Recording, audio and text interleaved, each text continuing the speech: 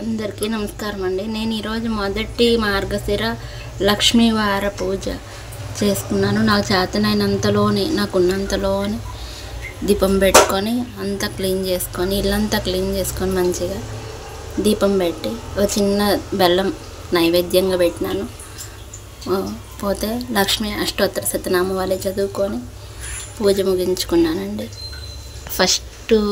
First time చేస్తున్నాను నేను ఈ పూజ. నాకు తెలియదు, నేను ఇట్లనే యూట్యూబ్లో చూసి చేస్తే మంచిది అనగానే నాకు హెల్త్ బాగుండదండి, నా హెల్త్ మంచిగా ఉండాలని అమ్మకి నమస్కారం చేసుకొని చెప్పుకొని నా హెల్త్ ఇష్యూస్ అన్నీ పోయి మళ్ళీ నెక్స్ట్ ఇయర్ కల్లా నేను ఆరోగ్యంగా ఉండాలని కోరుకొని ఈ పూజ చేసుకొని అష్టోత్తర శతనామావళి చదువుకున్నాను.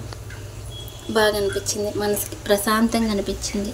చేసుకున్నంతలోనైనా కూడా ఎక్కువ పూలు కూడా లేవండి, కనీసం నా అదృష్టం ఏమో చెప్పుకోలేను. కానీ ఈరోజు ఉన్నంతలోనే ఒక్కొక్కటిగా అట్లా పెట్టుకున్నాను, చేసినాను.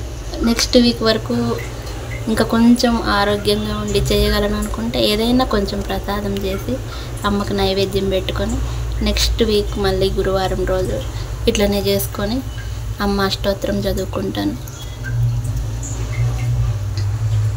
Thank you.